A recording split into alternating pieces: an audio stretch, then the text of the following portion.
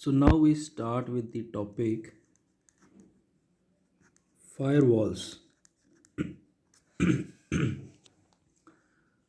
तो ये टर्म तो हमने सुनी हुई है, ठीक है। फायरवॉल्स बेसिकली क्या करते हैं? देखो, फर्स्ट ऑफ ऑल, चलो ये दो तरह के होते हैं। First one is packet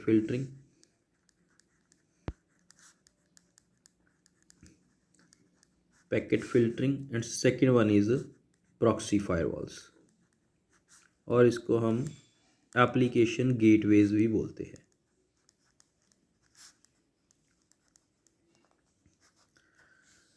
So firewall may be a software, or it may be a hardware, or it may be combination of both software plus hardware। जैसे हम अपने पीसी पे इंटरनेट यूज़ करते हैं, जैसे एक हम means we act as a host. तो हमारे पीसीस पे आप कंट्रोल पैनल में जाके देख सकते हो, ठीक है। वहाँ पे जो फायरवॉल है that is implemented in software. लेकिन जो बिगर ऑर्गेनाइजेशंस होती हैं, बिगर इंस्टीट्यूट्स होते हैं, वहाँ पे firewall can is a dedicated hardware. वहाँ पे एक प्रॉपर सेटअप होता है, प्रॉपर इक्विपमेंट होगा, हार्डवेयर होगा, that will act as the firewall for that organisation. In a simple PC or on a simple host network, it is a software, and in bigger organizations it is a combination of software and hardware. So firewall basically आप बोल सकते हो कि they act as a barrier।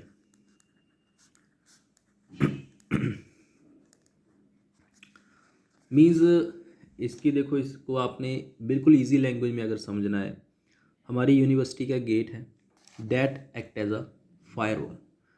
अगर हमने वहाँ पे एक फ़िल्टरिंग लगा दी कि भाई जिसके पास आई कार्ड नहीं है वो बंदा अंदर नहीं आ सकता, मीन्स वो आदमी और वो पर्सन इज़ अ पैकेट।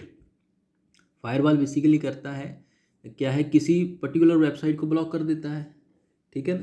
तो हमने क्या है, हमने उन सभी पैकेट्स को, उन सभी पर्सनस को ब्लॉक कर दिया जिनके पास आई कार्ड नहीं है, ठीक है। So means they act as a barrier. तो फायरवॉल किसी पर्टिकुलर वेबसाइट को भी ब्लॉक कर सकता है, और ये किसी कंप्लीट नेटवर्क को भी ब्लॉक कर सकता है।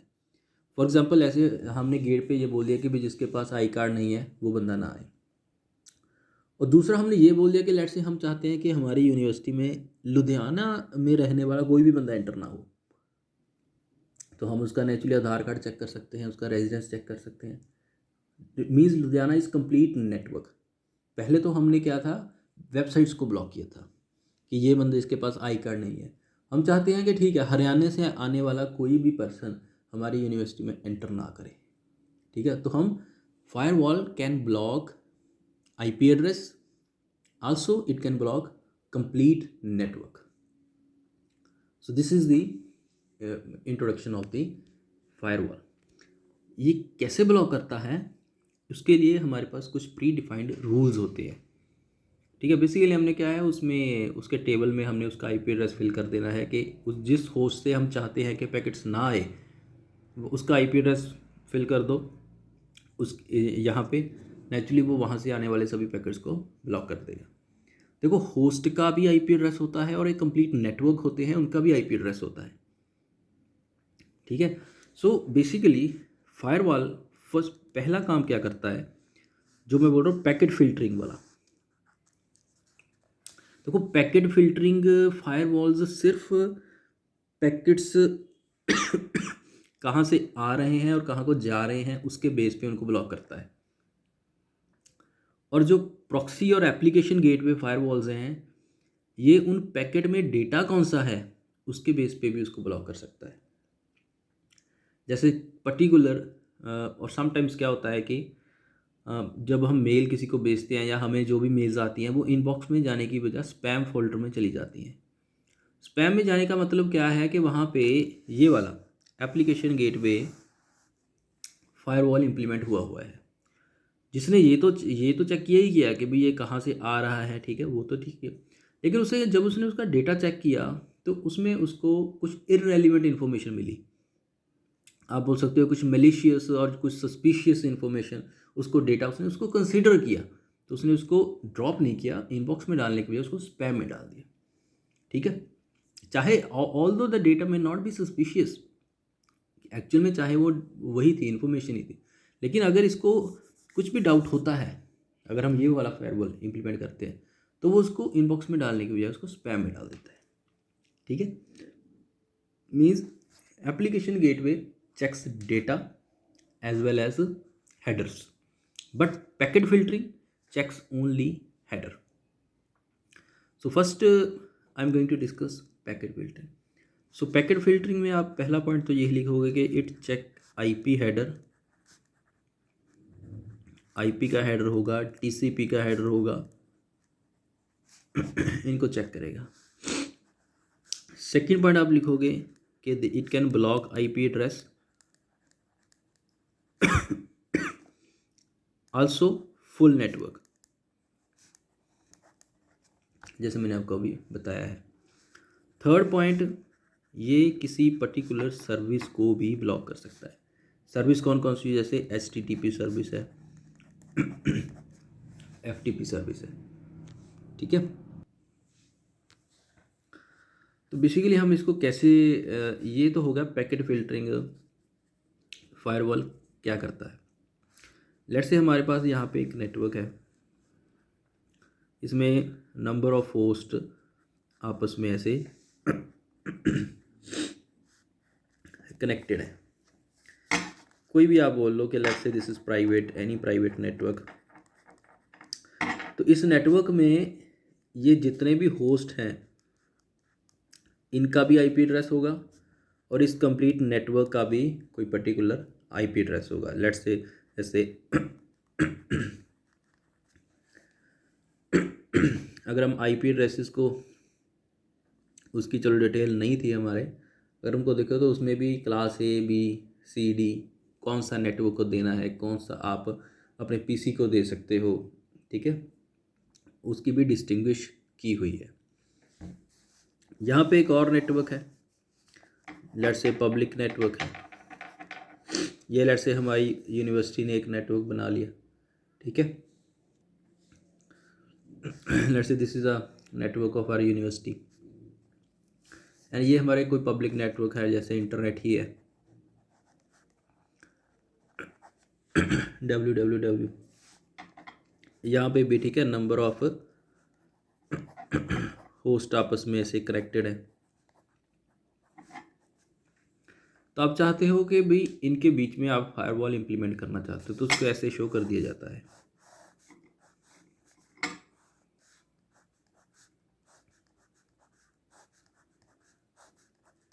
मीन्स आपने ऐसे ब्रिक्स शो कर दी। ठीक है, दिस इज दी फायरवॉल। अभी नेचुरली इंटरनेट से आप कुछ भी असेस करना चाहते हो तो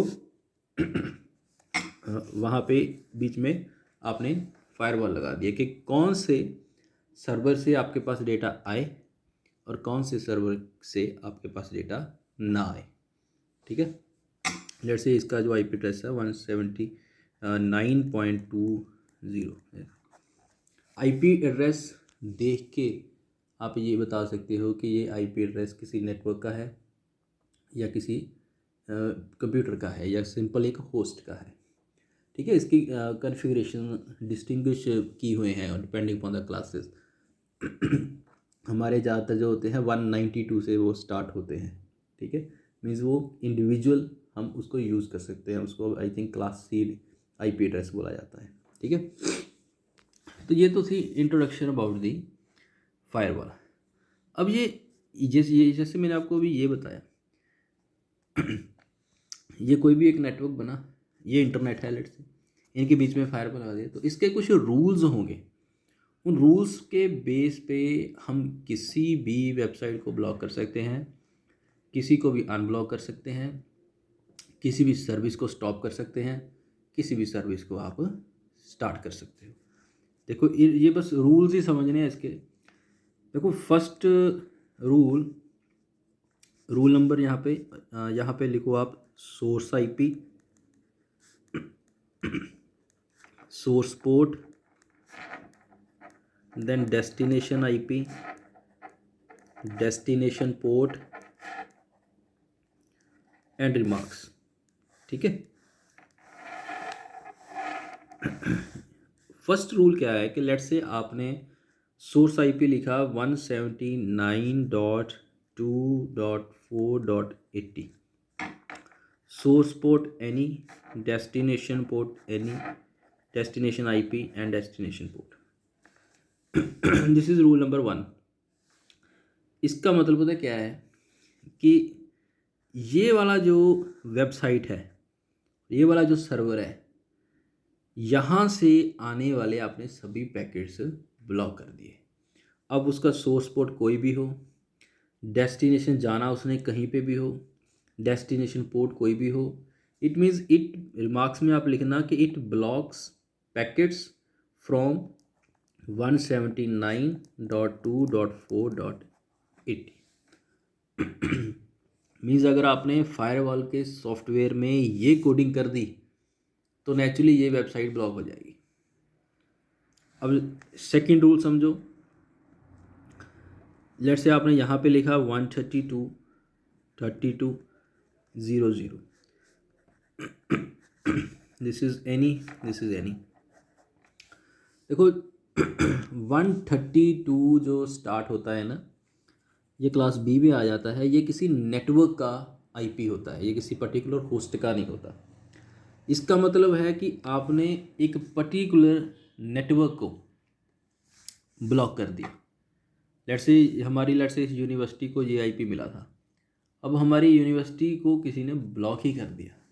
उसने जो अपना फायरवॉल लगाया, यहाँ पे कोई दूसरा नेटवर्क था, आपस में कम्युनिकेशन करना चाहते थे, उसने जो अपना फायरवॉल में मेरी यूनिवर्सिटी के नेटवर्क का आईपी फिल कर दिया, तो मेरी यूनिवर्सिटी का कुछ भी उसे किसी के साथ उसकी कम्युनिकेशन नहीं हो पाएगी। सो it will block complete network. इस केस में क्या था, ब्लॉक आईपी एड्रेस, जो मैंने आपको ये बताया था। It can block IP address also full network. Third rule क्या कहता है कि अगर आपने इसको ऐसे लिखा, सोर्स आईपी कोई भी हो, सोर्स पोर्ट कोई भी हो, डेस्टिनेशन आईपी आपने यहाँ पे फिल कर दिया, ये कोई भी हो, so it will block all the packets for receiver this one, this host will not have access to web service. ठीक है। इस मीन्स आपने क्या है कि ये वाला जो डेस्टिनेशन आईपी है, कहीं से भी पैकेट आ रहा हो, किसी भी पोर्ट से पैकेट आ रहा हो, इसको आपने बंद करके बिठा दिया, इसके पास कुछ नहीं आएगा। इसका मतलब था कि ये जो पर्टिकुलर होस्ट था, ये जो पर्टिकुलर सर्वर था, यहाँ पे ये जो पर्टिकुलर वेबसाइट थी, ये ब्लॉक हो गई। इस केस में क्या है कि वो जो एक कंप्लीट नेटवर्क बना वो ब्लॉक हो गया।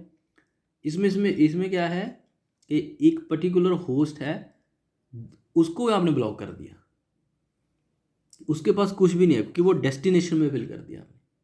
ठीक है। फोर्थ में अगर आप ऐसा करना चाहते हो कि ये कोई भी हो, एनी, यहाँ पे आपने लिख दे 80, this is any, this is any. इसका मतलब क्या हुआ, सोर्स पोर्ट नंबर 80 किसका होता है, HTTP का। सो HTTP service blocked, web pages नहीं ओपन होंगे। मैंने आपको बताया हुआ है ये, ठीक है ना, कि DNS का पोर्ट नंबर होता है, ठीक है, FTP का पोर्ट नंबर होता है 20 and 21 डेटा कमांड्स के लिए, कंट्रोल कमांड्स के लिए। सिमिलरली HTTP का पोर्ट नंबर होता है 80। अगर आपने, इट मीन्स ये सोर्स में आपने फिल किया कि नेचुरली ये वेब पेजेस अब फैच नहीं कर पाएगा, इसको तो आपने ब्लॉक कर दिया। ठीक है जी। लास्ट रूल, अगर आपने इसको ऐसे लिखा, एनी, दिस इज एनी, ये कुछ भी हो, ये कुछ भी, यहाँ पे आपने लिख लिया 21, लिखा कहाँ पे, पोर्ट में, डेस्टिनेशन के।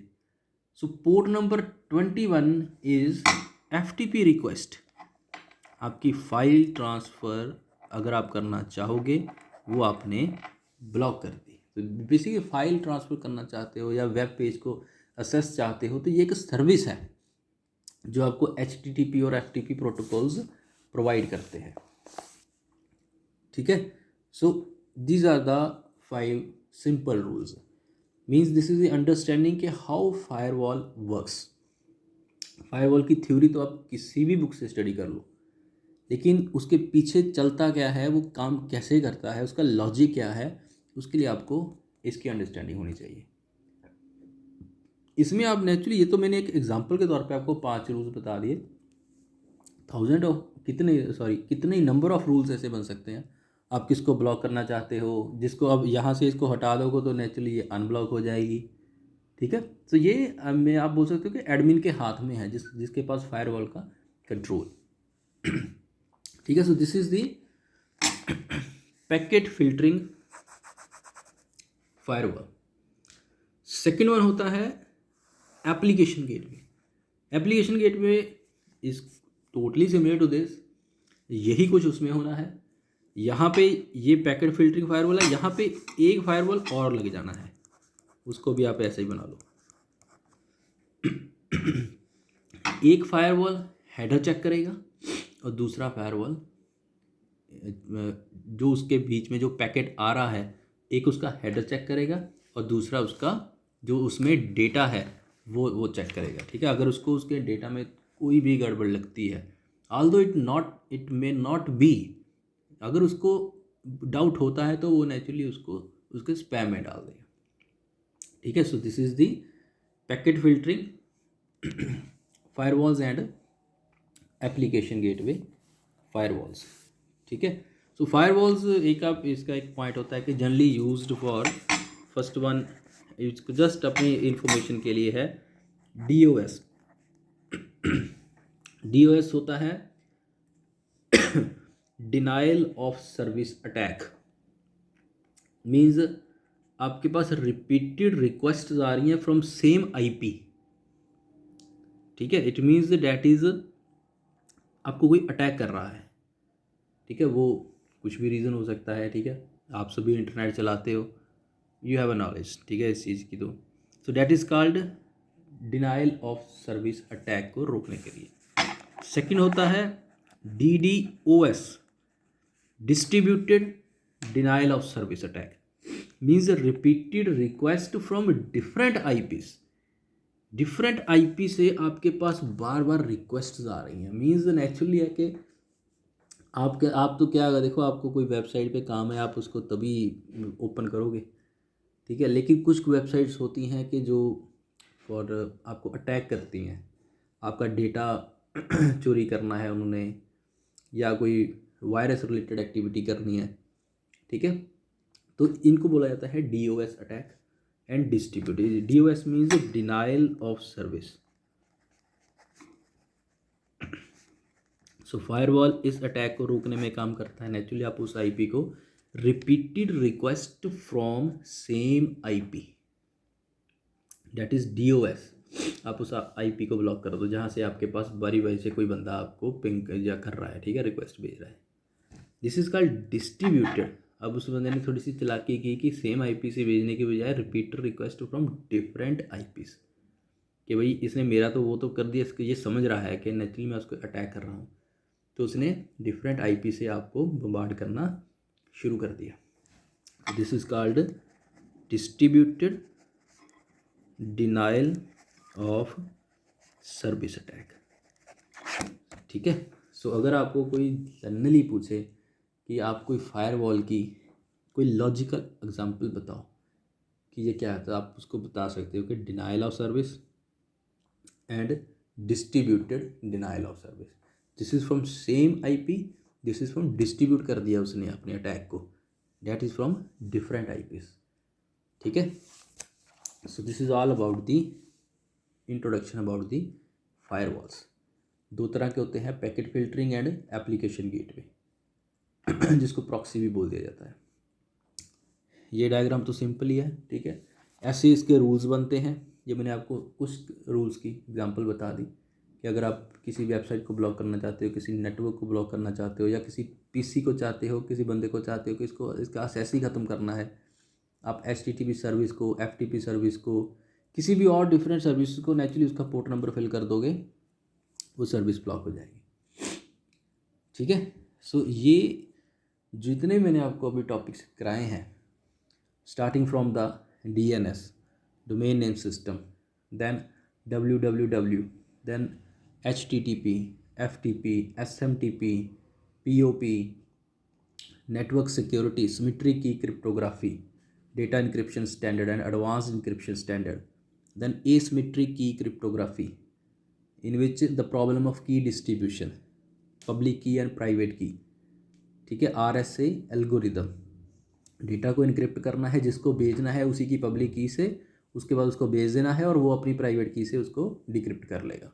That is the safest method to encrypt and decrypt the data. And this one is firewalls, packet filtering firewalls and application gateway firewalls. So these are very important topics of application layer। ठीक है, ये आप इसको अच्छे से आप study करना।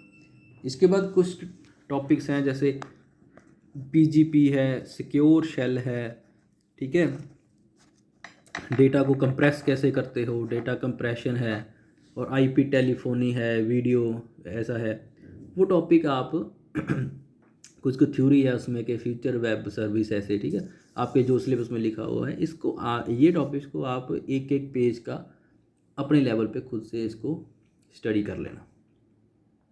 जितना भी इसमें लॉजिकल था एप्लीकेशन लेयर में, वो मैंने आपको सभी कवर करा दिया, और इसके पीछे जितना भी रह गया वो आप अपने लेवल पे, अपने बिहाफ पे उसको स्टडी कर लेना। पेपर में कोई भी क्वेश्चन आ सकता है। ठीक है जी। So this completes your application layer also. चलो ठीक है जी।